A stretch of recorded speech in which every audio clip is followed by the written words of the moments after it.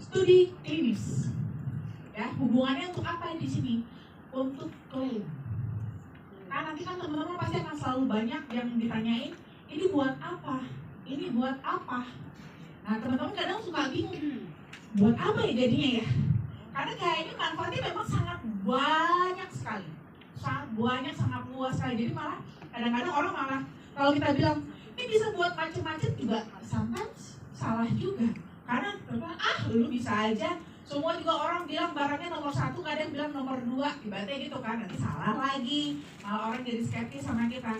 Nah jadi, kalau nanti orang bilang, ini buat apa? Mulailah teman-teman manfaatnya dari yang saya paparkan ini. Kenapa? Karena inilah yang saat ini sudah ada studi klinisnya. Di luar itu apakah tidak menjadi manfaat dari cocoa flavanol? Bisa. Ada manfaatnya juga. Tapi apakah sudah ada studi klinisnya? Saat ini belum. Bukan berarti kedepannya tidak ada. Dunia medis itu berkembang, ya kan? Apa yang tidak ada sekarang bisa jadi minggu depan nanti tiba-tiba jadi ada. Malah jadi suatu value yang baru lagi. Ya. Tapi seenggaknya untuk awal ini, inilah yang menjadi pegangan teman-teman terlebih dahulu, oke?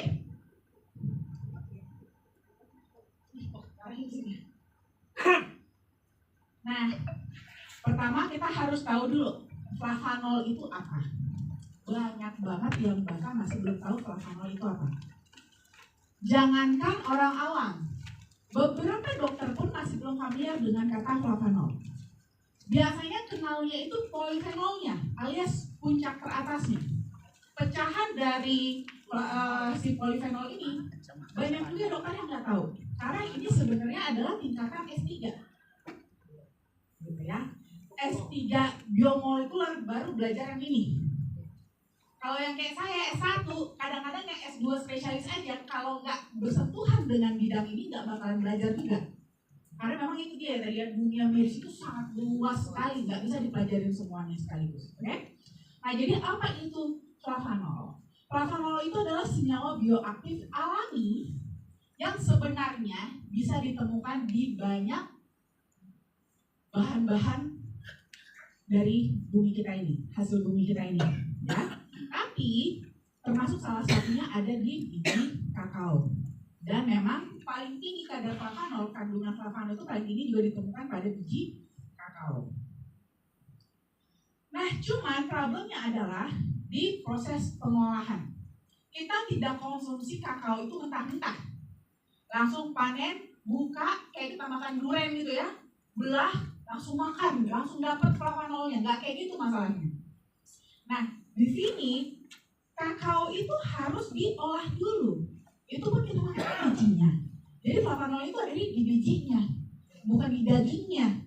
Mungkin kalau teman-teman yang pernah, apalagi teman-teman kita yang di Sulawesi ya, mereka tuh udah pernah tuh makan langsung buah kakao itu, ya dagingnya mah tipis banget. Ini tipis banget. Jadi memang nutrisinya adalah di bijinya. Nah, akhirnya ini harus diolah. Jangan kita makan biji-biji mentah seperti itu. Akhirnya diolah. Biasanya proses pengolahan yang kita tahu selama ini dijemur. Habis dijemur udah kering dia, baru di sangrai dulu. Biar aromanya makin keluar. Habis itu baru digerus. Jadilah bubuk kokoa. Nah, proses ini itu justru menghancurkan kadar flavanolnya. Karena dia banyak terpapar dengan asam dan juga dengan panas. Nah, itu bisa hilang 60-90% kadar flavanolnya. Jadi walaupun dia memiliki kadar flavanol tertinggi yang bisa dikonsumsi, jadi cuma sangat sedikit sekali. Ya. Nah, akhirnya kita ketemu satu solusi. Bukan kita sih yang memilih ya. Ada seseorang yang akhirnya menemukan satu solusinya. Ya. Gimana caranya? Ekstraksi khusus, sebenarnya bukan ekstraksi juga ya. Lebih tepatnya sebenarnya kalau bahasa dari sananya istilahnya adalah preservasi. Jadi lebih kepada mempertahankan. Gimana olah biji kakao tersebut jadi bubuk kokoa, tapi kadar flavanolnya dipertahankan. Dipreservasi tetap tinggi.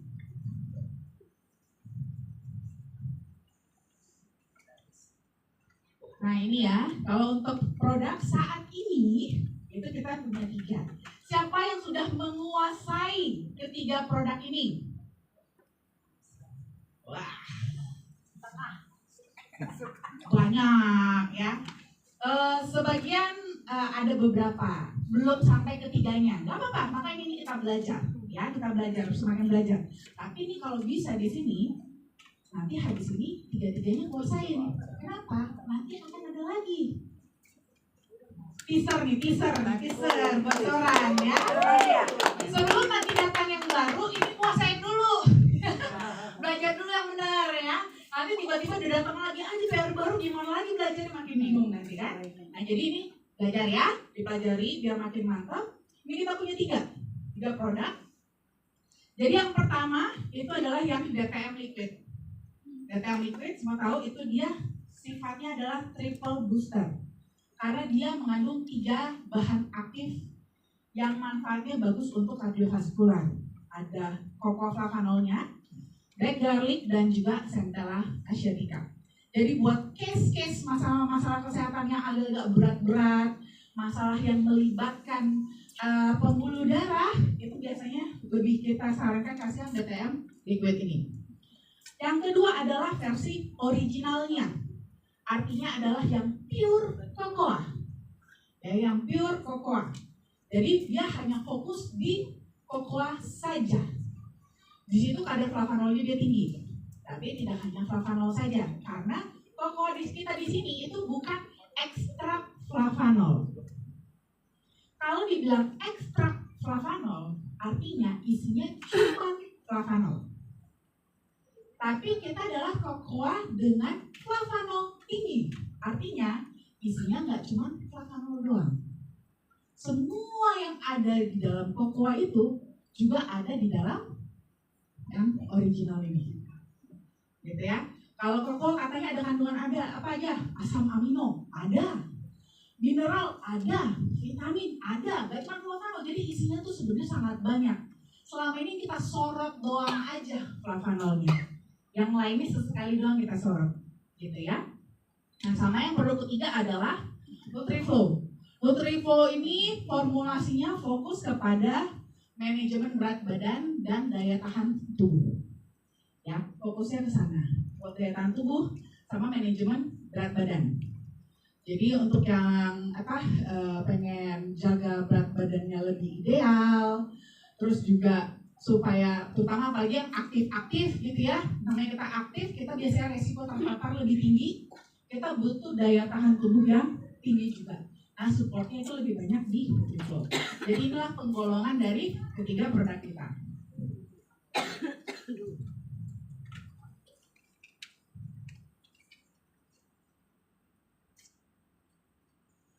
Nah ini dia ya, kita masuk ke bagian uji klinisnya. Nah, di sini yang menjadi kunci dari produk kita adalah nitric oxide. Kerja dari nitric oxide. Ada nggak yang masih belum tahu nitric oxide itu apa? Ada yang masih belum tahu nitric oxide itu apa? Udah tahu semua ya?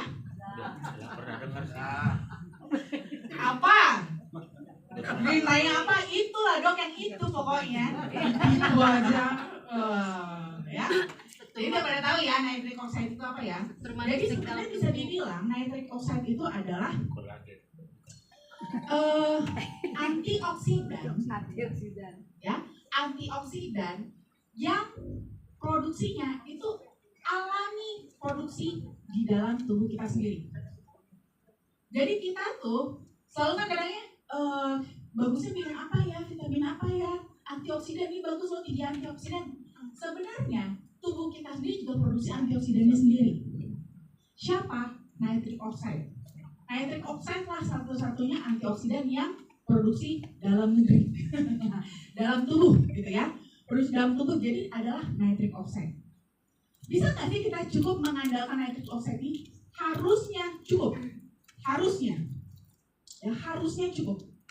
Dia kerjanya adalah sebagai antioksidan, artinya apa? Protektor. Tapi selain jadi antioksidan, dia juga berperan dalam elastisitas pembuluh darah. Ya, jadi yang bikin pembuluh darah kita tuh bisa melebar itu adalah dia, nitric oxide ini. Oke? Inilah kunci dari semua uji klinisnya cocoa flavanol. Sebenarnya adalah gimana fungsi dia, hubungan antara cocoa flavanol dengan keterlibatan cocoa flavanol dalam produksi nitric oxide. Intinya di situ. Ya. Next. Nah, gimana cara dia bisa bikin sampai pembuluh darah kita melebar? Nah, jadi pertama, nitric oxide itu kan dia diproduksinya adalah di endotel. Ada yang tahu nggak endotel itu di mana? Di dalam tubuh. Di dalam apa? Pembuluh darah. Iya, di dinding mukosa pembuluh darah. Ya, jadi di dinding pembuluh darah kita di bagian dalamnya, mukosanya itu ada itu disebut dengan sel endotel. Dia terdiri dari sel endotel. Nah, sel endotel ini dia akan memproduksi nitric oxide. Ya, setelah dia produksi, dilepas nitric oxide-nya, dirilis. Diliris, terus habis itu nanti si nitric oxide yang sudah pada lepas ini bakalan mulai bekerja. Kalau tadi kan sifat dia apa tadi? Antioksidan. Kalau pas dia dilepas nggak ketemu sama radikal bebas, berarti dia masih lowong, ya kan? Wah, gue belum ada kerjaan nih. Oke deh, kalau gitu gue kerjain yang lain dulu. Yang mana? Nah, dia mulailah ke otot polos pembuluh darah. Ngerjain kerjaan yang kedua. Dia akan ke otot polos pembuluh darah. Nah, nanti di otot polos pembuluh darah dia akan mengaktifkan namanya enzim guanylyl siklase. Nah, setelah itu kalau si enzim guanylyl siklase ini sudah aktif, itu kadar si GMP-nya akan naik. Akhirnya, kadar si GMP naik, barulah ini yang akan membuat si otot polos. Tadi kan endotel kan di tengah kan, di dalam kan. Otot polos itu di luar, sisi luarnya. Nah, barulah kalau si GMP naik, otot polosnya meregang. Gitu. Artinya apa? Dari sini kita ngebaca sebelum dia bisa mendilatasi pembuluh darah, yang akan dia lakukan pertama tadi apa dulu? Mengikat radikal bebas. Jadi kebayang ya, kalau seandainya radikal bebas dalam darah kita tinggi, apa yang terjadi?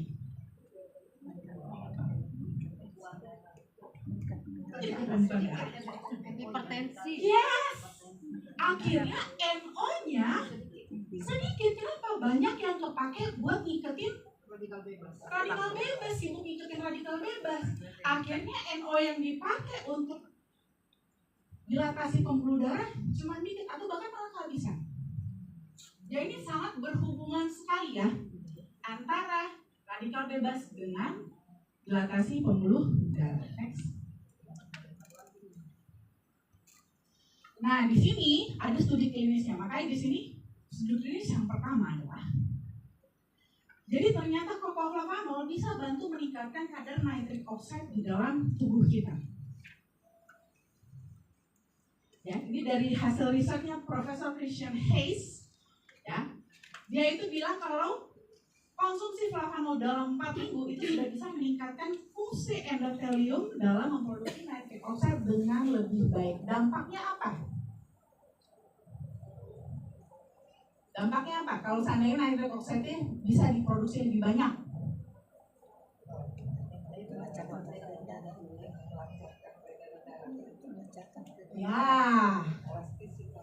Ya, ujung-ujungnya jadi ada jatah.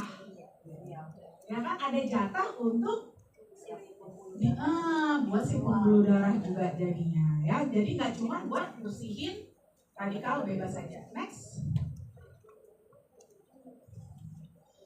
Nah, selain itu juga ini ada penelitian juga. Jadi kalau kita konsumsi rutin flavanol, itu bisa dampaknya bisa menurunkan tekanan darah baik sistolik maupun diastoliknya juga.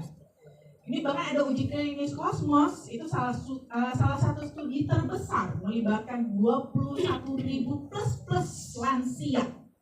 Jadi bukan hanya pada yang usia kita ya, yang muda-muda ini kan, ini masih pada muda-muda kan? Udah rahasia ini.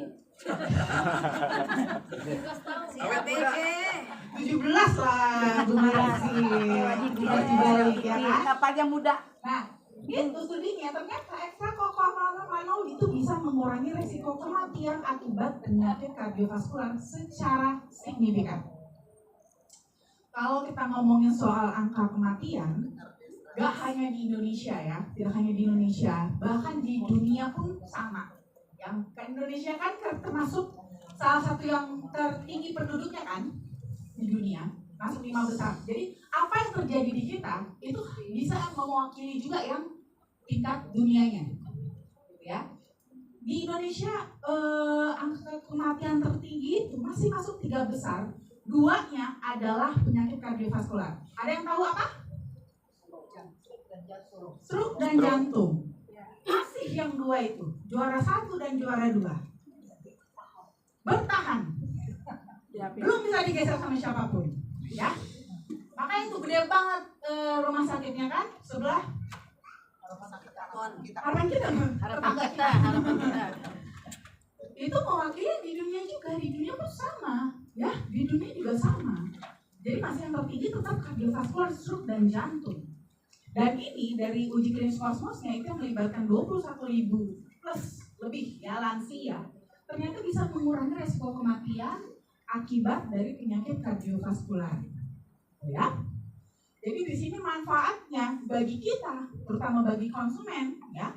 Elastisitas pembuluh darah itu jadi bisa tetap terjaga seiring bertambahnya usia. Ingat nggak teman-teman, kalau dulu kita tuh sering dibilang apa? Kalau udah lansia, tekanan darahnya 130 itu mah normal. Sering dengar ya? Tapi itu dulu. Sekarang sudah tidak boleh. 130 mau lansia sekalipun tetap itu sudah hipertensi. Dibilangnya. Ya, tetap sudah hipertensi masuk kategorinya. Nah, itu bagus. Ya, bagus. Jadi sekarang mau lansia pun tetap tensinya harus di bawah 120. Ya, karena memang sekarang sudah seperti itu standarnya. Kan? Kok tetap otak. Siapa yang ngantuk? Siapa yang ngantuk? Kurang panel kayaknya.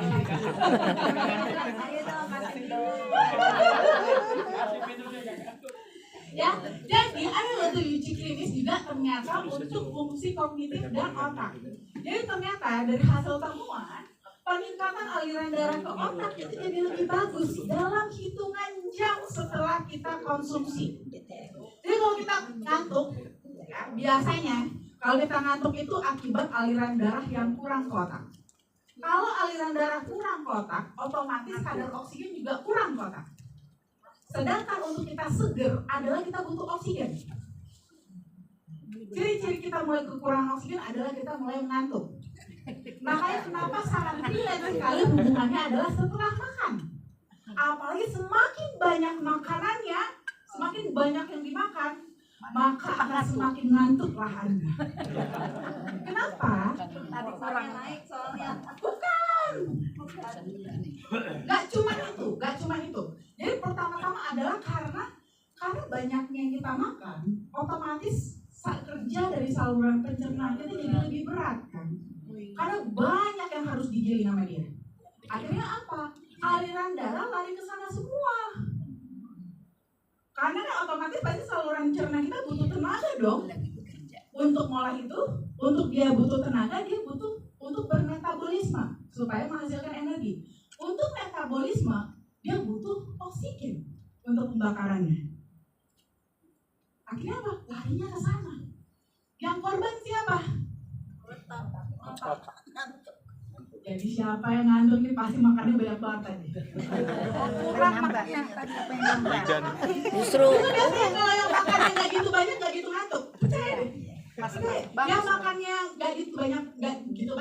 agak-agak dikit justru nggak ngantuk biasanya. Semakin kenyang, semakin apalagi tadi kan prasmanan kan, wah pantang nggak rugi kalau semua dimakan. Belum lagi ditambah kadar gulanya tinggi. Akhirnya di dalam darah itu padat dengan gula. Oksigennya pun jadi makin kurang, ya. Nah, jadi dalam hitungan jam setelah kita konsumsi, ternyata itu bisa meningkatkan aliran darah ke otak. Ya, jadi ini sangat membantu sekali untuk memberikan nutrisi, energi kepada otak kita supaya dia bisa bekerja. Nah, ini ada uji klinisnya pada lansia. Jadi ternyata studinya itu menunjukkan perbaikan dalam tes memori dan kecepatan berpikir. Jadi tingkat kelemotannya itu udah makin menurun gitu. Wih, makin pinter.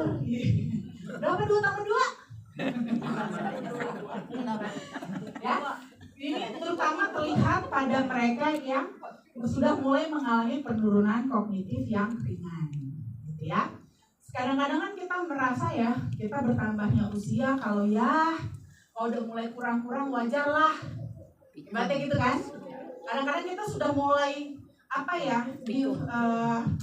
apa-apa lah, namanya juga udah ibaratnya gitu kan. Nggak apa-apa lah kalau udah mulai pikul-pikul dan segala macam, ibaratnya udah mulai yang dulu biasanya gitu nggak perlu pakai kalkulator, sekarang pakai kalkulator pun masih mikir apa yang mau dipencet, ya kan? Ibaratnya dikunci macet. Tapi walau bagaimanapun, kalau seandainya fungsi otak kita bisa seperti waktu kita masih lebih muda, siapa yang nggak mau? Siapa yang nggak mau? Semua mau. Mau lah, kalau memang bisa lebih baik, kalau bisa nggak perlu pikun-pikun, kenapa harus pikun? Ibaratnya seperti itu kan? Nah ya, jadi ini sangat membantu sekali. Jadi kita bisa lebih fokus ya, daya ingat kita bisa lebih bagus ya. Jadi kita mencegah yang namanya brain fog. Ada yang pernah ngalamin brain fog nggak kira-kira? Jadi tuh kayaknya tuh tiba-tiba tuh kayak otak tuh ngeblank. Tiba-tiba, apa? Nah, ya, kan nggak pengen juga ya tiba-tiba begitu kan? Ya,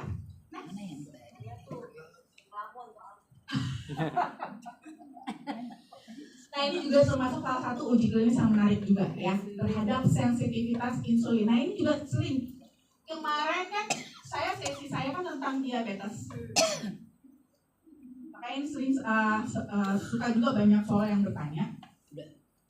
Kasus diabetes itu terus suka banyak yang nanya, dok ini bisa nggak sih memperbaiki pankreas? Langsung pankreas yang ditanya ya kalau ada diabetes. Padahal teman-teman, pada kasus diabetes itu pankreas itu masih paling ujung, paling terakhir banget. Bahkan pada pasien-pasien diabetes itu belum tentu pankreasnya sudah rusak, belum tentu loh. Bukan berarti kita ada diabetes, berarti saat ini pankreas saya sudah rusak dan harus diganti, harus saya antri transplantasi pankreas. No, belum tentu. Apalagi masih awal-awal, masih baru berapa tahun kena diabetes, yang belum rusak itu pankreasnya. Kecuali mereka yang diabetes tipe 1, dari awal pun pankreasnya sudah bermasalah, sudah cacat. Pengobatannya dengan apa? Sementara dengan terapi insulin. Kalau mau jangka panjang, transplantasi pankreas. Tapi kalau diabetes yang tipe 2, apakah sudah harus langsung transplantasi pankreas? Enggak, kenapa? Belum tentu udah rusak. Belum tentu. Hanya apa? Hanya tidak sensitif terhadap insulin selnya. Insulinnya masih banyak tapi nggak bisa kerja, nggak connect.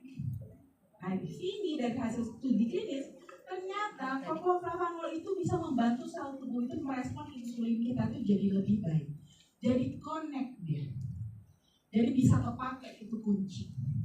Itu tap-tapan itu bisa dipakai jadinya ya, tapnya sama gerbangnya connect sehingga kebuka palangnya. Nah ini sangat membantu sekali, akhirnya bisa membantu supaya kadar gula darahnya bisa tetap stabil.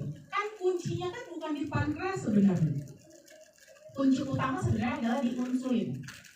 Insulinnya ada atau tidak? insulin yang ada bisa buka pintu atau tidak. Asalkan pintunya bisa dibuka, ini gula bisa dipindahin masuk. Ya, slide.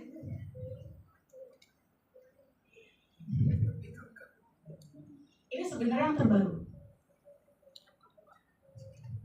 Seperti apa saya bilang tadi kan, saat ini belum ada, nanti minggu depan, bulan depan, tahun depan bisa ada temuan yang baru yang sebenarnya mungkin dari sekarang pun teman-teman sudah ngerasain, cuma nggak bisa dijelasin. Kok bisa ya ada manfaat itu? Ini dia temuan terbaru. Ini baru saya bilang di sini loh. Bahkan saya belum bawa ke dalam materi Semkes. Saya sering bilang kan sama teman-teman, coco flavanol itu bagus untuk kanker. Tapi